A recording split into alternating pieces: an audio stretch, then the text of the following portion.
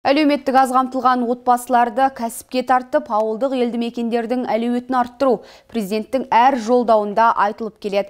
Осының негізінде Мақтаарал ауданына қарасты Бірлік ауылдық округінде ағымдағы жылы 6 отбасы қайтарымсыз грантты иемденіп өз ісін бастаған. Мамандар өз кезегінде тиімді жобаларды да атап көрсетті.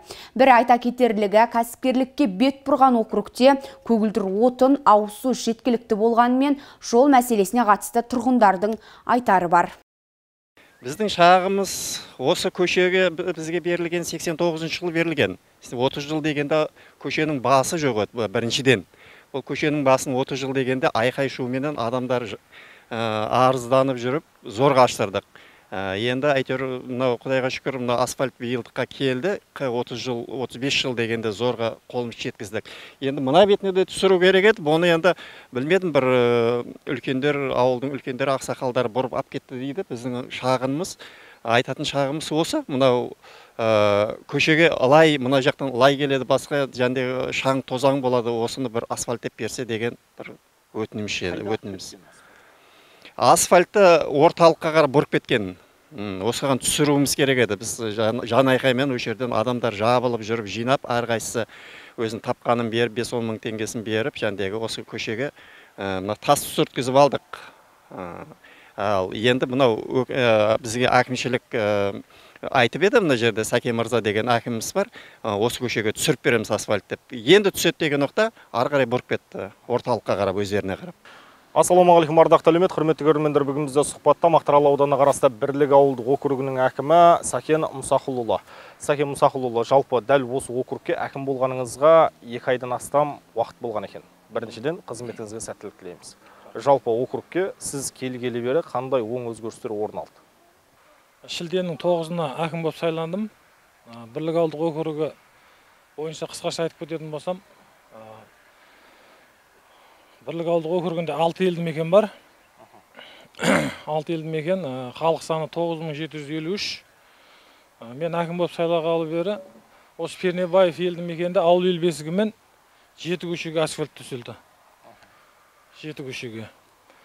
Өркениет елді мекенде Ақан көшесіне 1 көшеге асфальт төселді.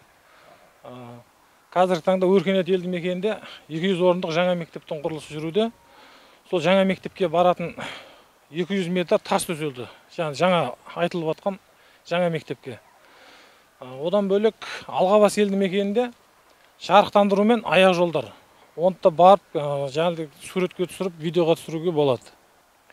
Тротуардың ұзындығын айтатын болсақ, 2-де 400 метр жарықтандыруда сол. Жаңдегі Мырзакент, Атакент үлкен тас жол бойында орналасқандықтан бір бетіне жарық түсті, бір бетіне тротуар түсті. Үлкен облыстық маңызы бар, республикалық маңызы бар жол болғандықтан бірінші кезекте сол Алғабас елді мекенінен басталды. Енді келесі жылы Пернебаев пен Қоңырат елді мекенінде жалғасын табады деген сол бойынша ұсыныстар беріп, жұмыстар жүргізіп жатырмыз.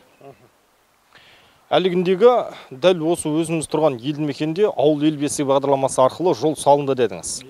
Әлі күндегі сізді сұхбатқа хабарласқан кезімізде бірер уақыт кешігетініңізді айттыңыз. Дәл сол уақыттың ішінде біз тұрғындармен кездесіп осы жердегі бірнеше мәселелер тыңдадық. Мәселен, жаңадан салынған Алиев көшесінің жоғарғы бөлігіндегі 800 метр шамамен ара қашықтығы, дәл сол жер қазіргі таңда асфальтсыз қалған екен. Ол жоғарғы бөлігі ол елді мекен шегіне кірмегендіктен, ол егістік алқаптың жері болғандықтан, о жерге картада болмағандықтан, о жерге біз асфальт төсемейміз. Алиев көшесіне жалпы ұзындығы 970 метрге асфальт төселген. Бірақ ол жердегі тұрғындардың уәжі, осы жерге әкім болып сайланған Сәкен Мұсақанұлының арнайы уәдесі бар еді дейді. Бізге жол салып беретіндігі туралы. Яғни ол жерге егер қалталарыңнан тас төсесеңдер, асфальт мемлекет тарапынан төселеді деген болатын дейді.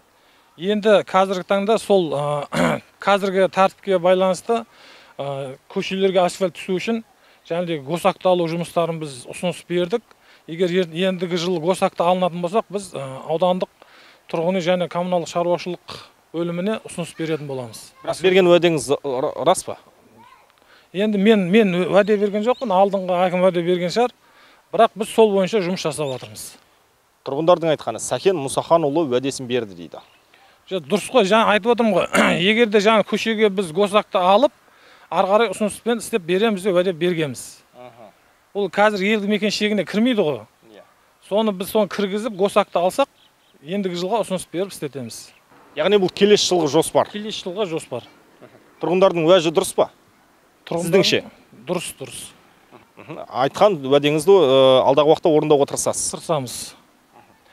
Сонымен қатар әлгіндегі өзіңізге дәл осы тізгін ұстаған округке қарасты елді мекендердегі негізгі мәселелерге, яғни инфрақұрылым саласына тоқталайықшы. Округ қанша пайыз инфрақұрылым жүйесімен қамтылған? Бізде округте 6 елді мекен бар дедім. Қазіргі таңда толық табиғи газбен қамтылған, ауыз су, электр жүйесі толығымен қамтылған. Жарықтандырулар ол көше бойынша демеушілер өздері әр көше жарықтандыру қойылған. Көшелердің бір 80%-ында жарықтандыру бар. Сонымен қатар әлгіндегі ауыз су жүйесі? Ауыз су жүйесі 24 сағат халықтар округ бойынша 24 сағат су пайдаланып отыр. Табиғи газ бәрі бар. Жер кезегінде тұрған азаматтардың саны қанша? Жер кезегіндегі азаматтардың саны 6 елді мекенде 100-ден асады. Общий жалпы санағанда бір 700-800-дің төңірегінде. Күнделікті қазір тіркеліп жатыр ғой. Сол 700-ден астам кезегіміз бар округ бойынша. Бұған дейін округте жер кезегінде тұрған азаматтарға жер телімі берілген ба? Кезек бойынша қазіргі таңда 700 адамның қазіргі таңда бір 3 адамға берілді, сонымен тоқтап тұр.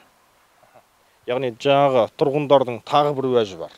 Дәл осы жергілікті жердегі жер учаскелері өткен жылы жер кезегінде тұрған азаматтарға берілді дейді.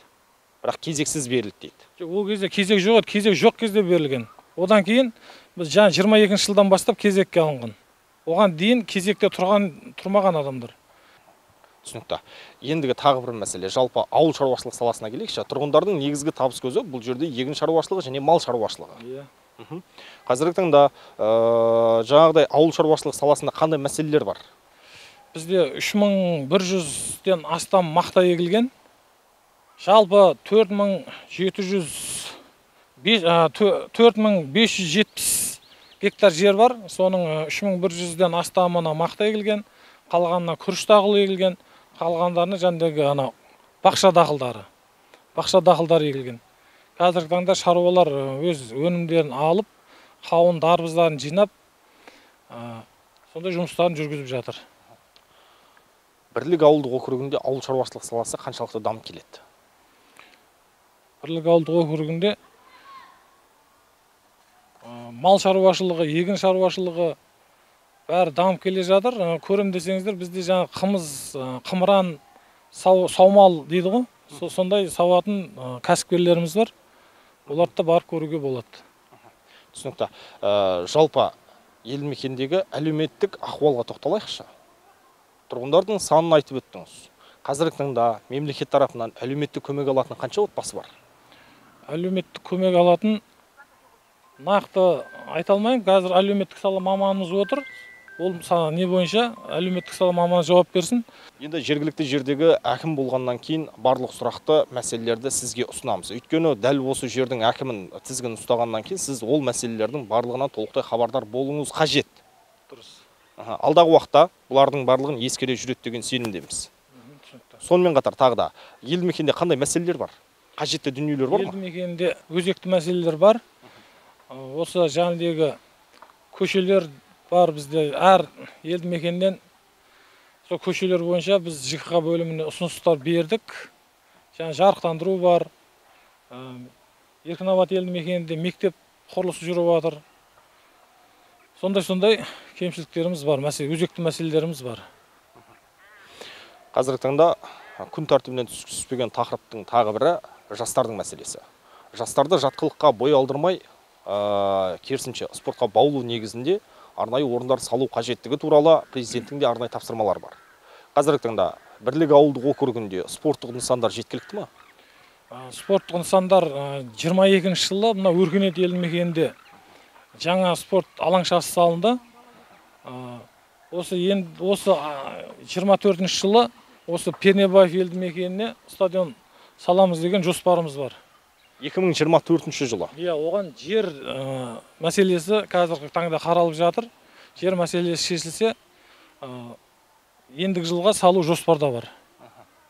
Бұл да жоспарда. Қанша қаражатты қажет етеді? Кеше аудан әкімі есеп берді. Сол жерде 1 гектар жер қарау керек болатын көтерілді мәселе. Сол 1 гектар жер табылсақ, 150 миллионға стадион саламыз деген жоспар айтылды. Яғни 150 миллионға 2024 жылы дәл осы Пернебаев елді мекенінен арнайы спорт нысаны. Жер мәселесі шешілген жағдайда спорт кешенін салуға жоспарланып отыр. Түсінікті. Мұнан да басқа, әлгіндегідей мемлекеттік нысандар жеткілікті ме? Яғни амбулаториялық орталық, мәдени ошақтар. Ол бойынша біздің құзыретімізге кіретін жер мәселесін, жаңағы амбулатория салу үшін жер мәселелерін біз шешіп бергенбіз. Барлық елді мекенде амбулатория фаптар бар, бірақ табысты елді мекенде фап тозығы жеткен. Ол бойынша ол жерге де, ол ауылға да біз жер учаскесін бөліп бергенбіз. Алдағы уақытта 24 жылы салынады деген жоспар бар. Мәдениет үйіміз бар, Алғабас елді мекенінде. Мәдениет үйімізінде тозығы жеткен. Ол бойынша да аудандық мәдениет бөлімі жұмыс жүргізіп жатыр. Көркейтіп көгалдандыру жұмыстарына келейікші. Көркейтіп көгалдандыру жұмыстары бізде Алғабас елді мекенінде өзіміз К18 каналымен жаңағыдегі Мырзакент Атакент жолының бойында қоршауға алынған. Сол қоршаудың ішінде біз әртүрлі жаңағыдегі көшеттер, ағаштар еккенбіз. Сол бойынша суғару, жаңағыдегі қарау жұмыстары жүргізілуде. Қазіргі таңда біз жүріп бара жатқан Пернебаев ауылындағы орталық көшенің бойы. Дәл осы орталық көшенің бойында орналасқан мына жасыл желекті де көріп тұрмыз. Шыны керек, соңғы рет қашан су ішкені белгісіз. Дәл осыны жасыл желекті қорғау үшін қандай жоспарыңыз бар? Жасыл желекті қолдау үшін біз осы Мырзакент Атакент жолының бойын біз қоршауға алдық. Ендігі жылы ЖКХ тарапынан бізге көшет берілейін деп жатыр. Сол көшеттерді егіп, қолға алып қараймыз. Қай жерге егесіздер? Мырзакент Атакент тас жолының жағасына, К18 каналының жағасына. Менің сұрап жатқаным дәл мына жер. Бұл жерді біз жазда жылда суғарылады бұл жерлер. Мектептің тарапынан алдымыздағы бірлік мектебі жылда суғарады бұл жерді. Тал көшеттерінің санын арттыру жоспарда бар ма? Жоспарда бар. Жаңағыдегі ЖКХ тарапынан бізге көшеттер келеді жылда. Сол көшеттерді егіп қарауға аламыз. Осы 23 жылы шатаспасам бір 2500 көшетті егілді. Егілді. Бұл саны. Ал сапасы қандай? Яғни қаншасы өнді? Сапасы бір 70% көгерді. Енді елді мекендегі мына бейберекет шашылған қалдықтарға, қоқыстарға тоқталайықшы. Тазалау жұмыстары қаншалық жүргізіліп жатыр? Тазалық жұмыстары әр сенбілік сайын. Қазіргі таңда бізде жеке кәсіпкерлер аптасына 2 аптада тұрғын үйлерден жиналған қоқыстарды алып кетіп отырады. Соның арқасында қазір біз ауылымыз сәл тазалыққа ретке келіп қалған жағдайы бар. Яғни таза ауыл деген талапқа сай келеді. Солай дей аласыз ба? Талапқа сай келеді. Сіздіңше? Иә. Біздің көзімізше басқаша. Яғни әлі күнде елді мекеннің ішін кіріп көрдік. Елді мекенде бейберекет шашылған қоқыстар толып жатыр. Оған не дейсіз? Ол бойынша тиісті жұмыстар атқарылады. Қанша уақытта? Әр сенбілік күні жиналған, шашылған қоқыстарды біз өзіміз жинап алып кетеміз. Яғни әлігіндегі арнайы тапсырған мекеме жинап алып кетеді. Иә, тапсырған мекемелер алып кетеді. Техникалары бар. Әлігіндегі 6 елді мекеннің қаншауында аяқ жолдар қарастырылған? Аяқ жолдарды біз енді қолға алып жатырмыз. Және де айтылды, Алғабас елді мекенінде осы 23 жылы аяқ жол салынды. Ендігі жылы осы мынау Мырзакент Атакент тас жолының бойынан осы Пернебаев елді мекені, Қоңырат елді мекенін жоспарлап отырмыз аяқ жол салу бойынша. Елді мекендегі қауіпсіздік шараларына келейікші. Қауіпсіздік шаралары Енді ол жерде бізде мына жерде түрлі жатқылықтардың алдын алу. Учаскелік инспекторлармен біргелікте жұмыстар жүргізіп жатырмыз. Ол бойынша да мына жерде біздің учаскелік пунктіміз бар. Учаскелік инспекторлар да қазір осы жерде. Ол бойынша сұхбат алуға болады. Яғни сіз келгелі бері тұрғындар тарапынан түсіп жатқан шағымдар, арыз шағымдарға тоқталайықшы. Қандай арыз шағымдар түсіп жатыр және оның қаншауы шешім тапты? Бізде түсіп жатқан арыз шағымдардың көпшілігі қазіргі таңда тұрғын үйін бекітіп беру, тұрғын үйін бекітіп шешім шығарып беру. Көтеріліп жатқан мәселелер жаңағы көше. Көше бойынша біз жалпы жылдың соңы болғандықтан барлық көшеге жаңағы ақау актісін дайындап, хаттамасы бар, сызбасы бар, бәрін жеке-жеке дайындап ЖИХ бөліміне өткіздік. Ұсыныстың бәрін өткізіп қойдық қазіргі таңда. Сіз келгелі қанша шағым түсті? Мен келгелі жаңағы тұрғын үй бекітіп беру бойынша бір 5-6 өтініш, көше бойынша бір 2 өтініш түсті. Яғни бір 10-ға жуық шағым түсті. 10-ға жуық шағым түсті. Сіздің енді өзіңіздің қызмет жолыңызға келейік. Сіздің әкім болудағы мақсатыңыз қандай? Әкім болудағы мақсатым осы жергілікті өзін басқару заң 35-ші бабына сәйкес құзыретімізге кіретін жаңағы өзекті мәселелерді шешу, халыққа қызмет істеу. Негізгі жоспарыңыз? Негізгі жоспарымыз сол ауылда жалпы 52 көше бар. 52 көшенің қазіргі таңда 40 көшесі асфальттанған, қалған 12 көшесін бәрін ұсынысын беріп қойдық. Ендігі жылға осы 12 көшені асфальттау, сол барысында жұмыс жасау. Сайлауда тұрғындардың қанша пайыз дауысына ие болдыңыз? Сайлауда 70%-дан асық. Бұл халықтың сенімі? Халықтың сенімі. Сенімін нақтай аласыз ба? Сенімін нақтаймын. 70% тұрғындардың дауысын жинаған Сакен Мұсаханұлы кімнің адамы? Халықтың адамы. Халыққа әрқашан қызмет етесіз ба? Иә. Берген уәделеріңізді тұра аласыз ба? Қызмет етуге уәде беріп, осындай халықтың сенімін ақтап жұмыс істеуге уәде беремін. Президенттің тағы бір тапсырмасы бар. Жергілікті жердегі билік өкілдері халықпен етене жақын тығыз жұмыс жасау қажет деп.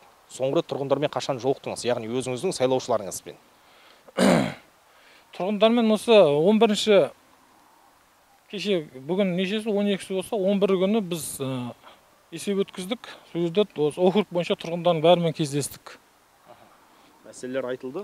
Мәселелер айтылды, бәрі хаттамаға түсіріліп, орындалу бойынша жұмыс жасап жатырмыз. Өзіңіздің қызмет жолыңызға тоқталып жатырмыз ғой. Жалпы әкімдік тізгінді ұстағанға дейін қандай қызмет атқардыңыз? Әкімдік қызметке келгенше осы Бірлік ауылдық округінің әкімнің орынбасары болып қызмет атқардым. Дәл осындай мәселелер туындатып жатқан тұрғындармен етене жақын тығыз жұмыс жасап, арыз шағымдарды дер кезінде шешеді деген сенімдеміз.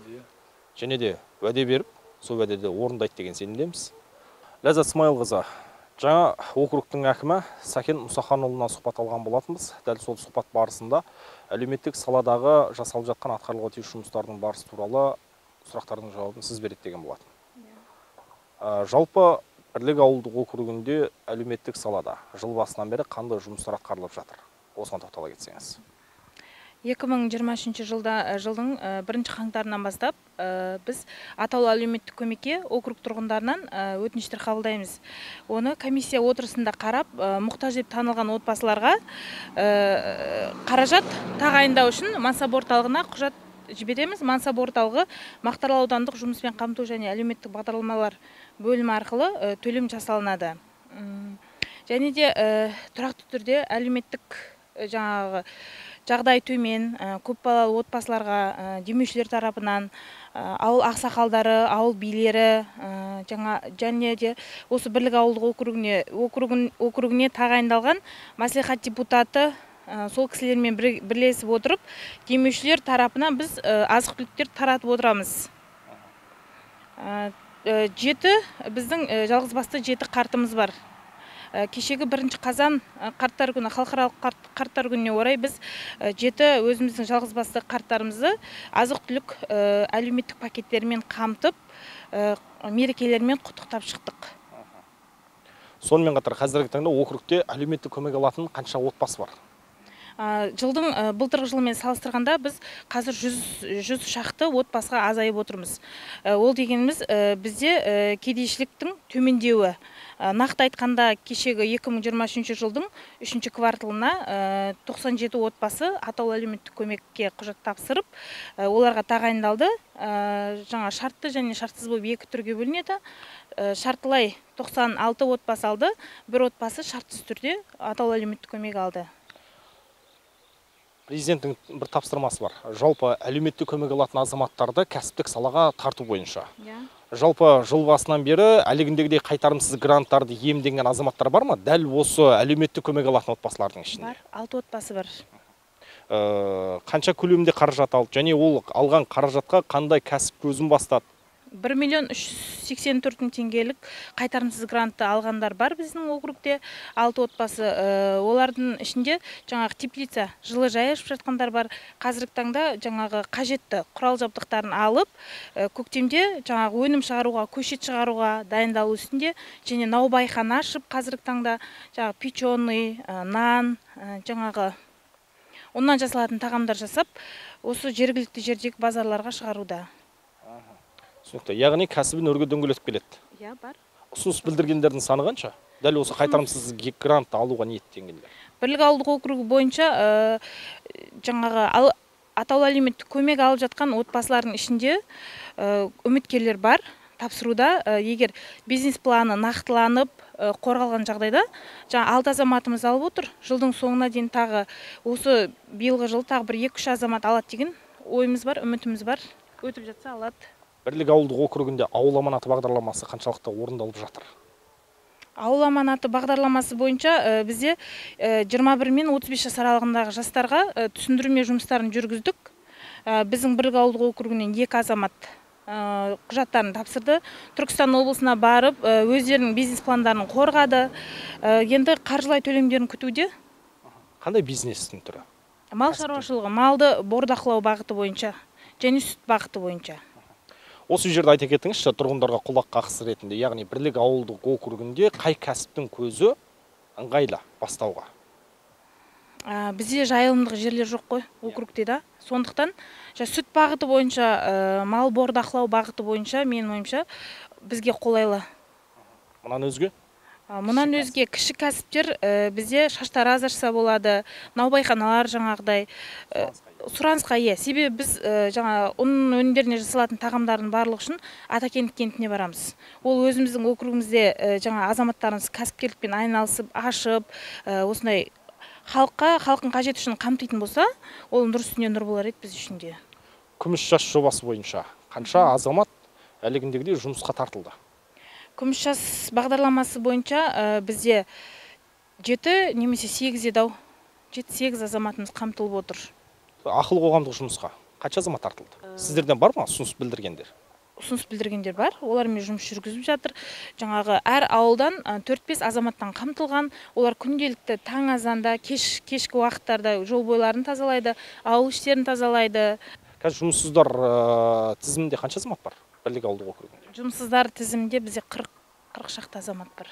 Оның барлығы жаңа атаулы әлеуметтік көмекке өтініш білдіріп жатқан отбасылардың отбасы мүшелері. Тұрақты жұмыссыздыққа тіркелу қажет, тұрақты жұмыссыздыққа тіркеледі.